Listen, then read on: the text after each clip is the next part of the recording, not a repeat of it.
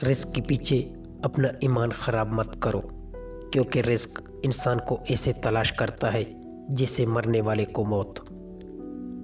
دوستی کا برم صرف وہ لوگ رکھ سکتے ہیں جن کے وجود میں سمندر جتنا دل ہو۔ دکھ میں کبھی پچھتاوے کے آنسو مت بہاؤ، کیونکہ تم وہ خوش نصیب ہو جسے اللہ نے آزمائش کے قابل سمجھا۔ حضرت علی رضی اللہ تعالی عنہ نے ارشاد فرمایا، میری 5 باتیں ہمیشہ یاد رکھنا، بہت کامیاب ہو جاؤ گے۔ پہلی بات، اللہ تعالیٰ کے علاوہ کسی سے کوئی امید نہ رکھنا، کیونکہ اللہ پاک کے علاوہ کوئی ذات ہی نہیں جو کہ تمہاری امیدوں کو پورا کر سکے۔ دوسری بات، اپنے گناہوں کے علاوہ کسی چیز سے نہ ڈرنا۔ کل کو جب اپنے اللہ کے سامنے جاؤ گے تو اللہ کو کیا منہ دکھاؤ گے؟ اسی لیے ہر وقت یہ خوف اپنے دل میں رکھو کہ کوئی گناہ تم سے سرزد ہی نہ ہو، اور جو گناہ ہو چکے ان پر اللہ پاک سے استغفار کرو۔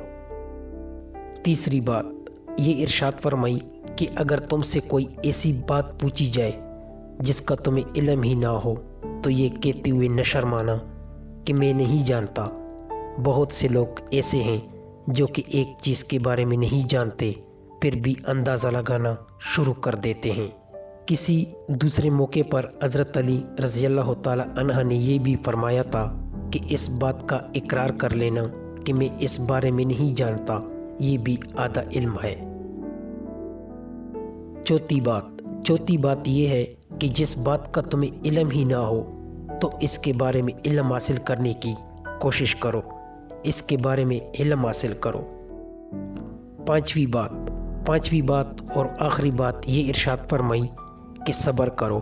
ہر حال میں صبر کرنا انسان کے لیے بہتر ہے، اور صبر ایمان کا حصہ ہے۔ بلکہ یہاں تک ارشاد فرمایا کہ صبر کا مقام ایسا ہے جیسا کہ بدن میں سر کو مقام حاصل ہے۔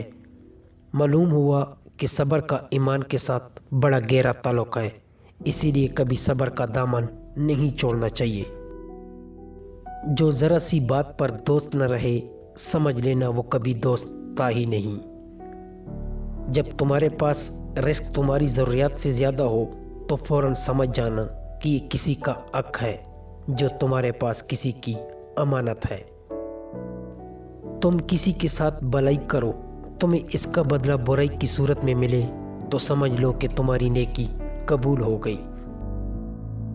صرف 2 لوگ مقدر والے ہوتے ہیں، ایک وہ جنہیں وفادار دوست ملتا ہے، دوسرا وہ جن کے ساتھ ماں کی دعائیں ہوتی ہے۔ مشکلات ہمیشہ بہترین لوگوں کے حصے میں آتی ہے، کیونکہ وہ اس کو بہترین طریقے سے انجام دینے کی صلاحیت رکھتے ہیں۔